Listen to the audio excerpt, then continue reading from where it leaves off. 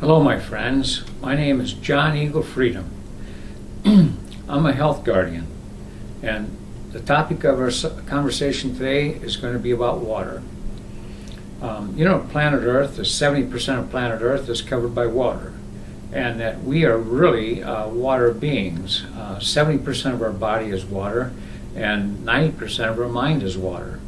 And do you know that our motto, the man, let me grab this book here.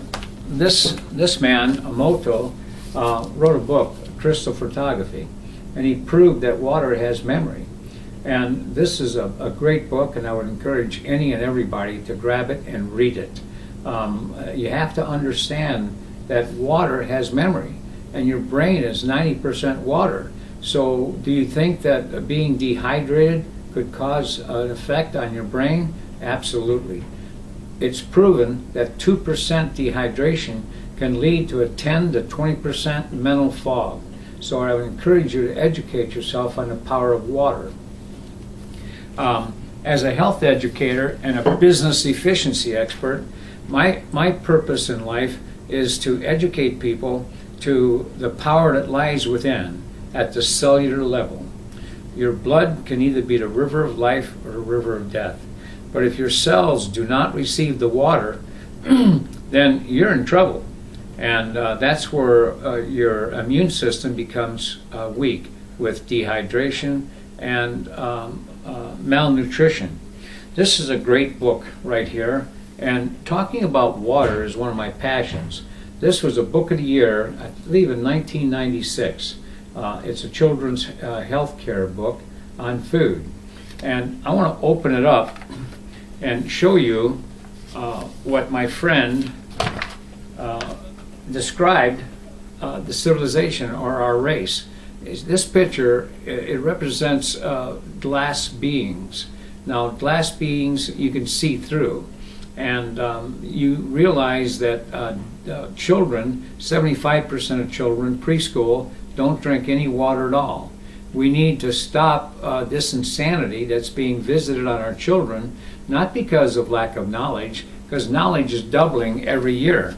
It is the lack of putting that knowledge into practice and being responsible for our own personal health.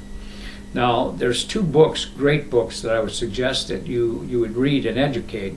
One is written by Dr. Carpenter, and the name of that book is Change Your Water and Change Your Life.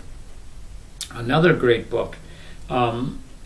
This book is called Body's Many Cries for Water. And these two books would share with you or educate you, if you'd read them, on how important water is. But it's not only water, it is the quality of water that we drink, and then the proper drinking protocol. Do you know that bottled water is some of the worst water that you can drink on planet Earth? There's less regulations on bottled water than there are on tap water.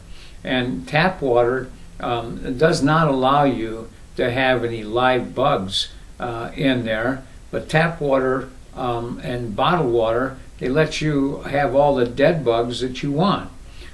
So you need to learn what some of the best water on planet Earth is. You can go to distilled water.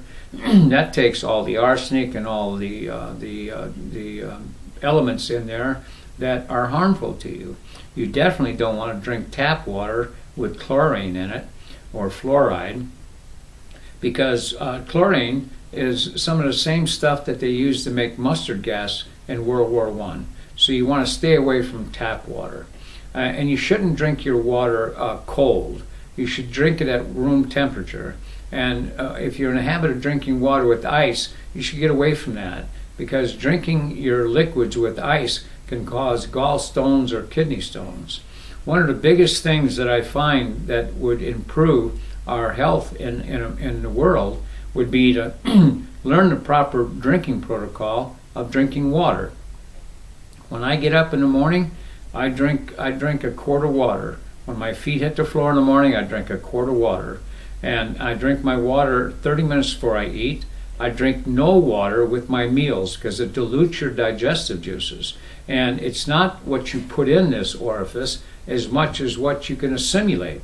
And if you're diluting your digestive juices by drinking fluids with your meals, then you're defeating the purpose of eating, because you're eating to fuel the cells at cellular level so they can create energy. Now, the water in our life, if you drink 2 hours after you eat, and try and consume your water before 6 o'clock at night, and you'll get a better night's sleep. So I would encourage each and every one of you to teach yourself about who we are and start educating about the proper drinking protocol, and encourage your children to drink more water. Not soda pop. Soda pop has so much sugar in it, and sugar paralyzes the immune system for 5 hours after you consume it. And children today are suffering the consequences of a weakened immune system because of the DNA damage done by the improper fuel and liquid that they're ingesting. So I would encourage your children to drink water, and drink with them. Teach them the benefit of drinking water, to teach them the benefit of being properly hydrated, and educate them. And I would say that if you would teach them to treat their bodies as temples instead of trash cans, and if you would set the example, we could stop the insanity being visited on our children, because 33 1/3% of children are being born with adult onset diabetes. And you talk about some of the other diseases, even obesity can be caused by lack of hydration besides malnutrition.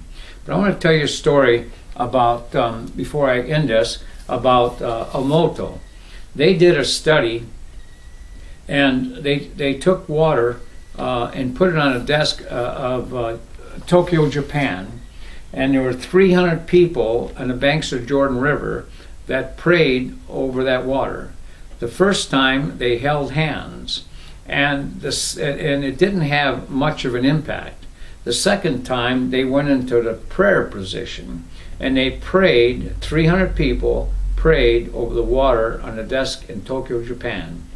And then they called and they said, do the crystal photography. And they proved that prayer is the fastest mode of transportation, and it altered the chemical makeup of water thousands and thousands of miles away. Do you ever think why our civilization prays over the food that's on their table? Is it a custom that our forefathers taught us, or is there a deeper meaning? I believe there's a deeper meaning, because when you pray over your food, you genetically alter the water that's in the food. That's proven. Omoto proved that. But he proved it praying over water thousands and thousands of miles away. So I would encourage you, whether you're a Christian or whether you are a religious person or a spiritual person, it makes no difference to me.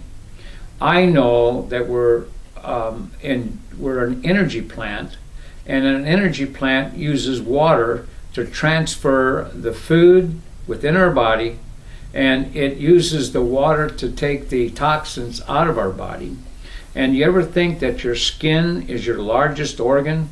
Not only does it remove toxins from our body, but in a shower, for example, if you don't have a filter on your shower, you ingest more chlorine through a 10-minute shower than you would if you drank chlorinated water all day. So I would encourage you to look into this, maybe find a filtration system. If you want some pointers, please leave your information on my contact, and I will advise you or suggest to you some of the things that I use if you're interested. But right now, remember this: prayer is the fastest mode of transportation, and prayer is energy. And the highest energy in the world, I believe, is love. Vibrationally, I believe that love vibrates at a higher level. And that's why I think we were instructed to, let me say this, to love our Creator, love ourselves, and then love our neighbors as ourselves. And how can you truly love another as long as you're doing harm to yourself? So I would encourage you to start treating your body as a temple and not a trash can? Why do Christians and non-Christians get sick at the same rate? Because they eat at the same food. They eat at the same trough. So I would encourage you, go organic, learn how to sprout, learn how to properly hydrate your body. And I want to thank you so very much for joining me. I know one thing, that the rest of my life I'm going to practice being a health educator and sharing the truth with as many people that have eyes to see or ears to hear. So until next time, let me say this: happy trails, happy trails. And how can you be happy? Treat your body as a temple and not as a trash can. Thank you very much. I appreciate you, and please leave your contact information. I'd like to share some other tidbits on how you can stop the insanity being visited on to our children. Thank you so very much.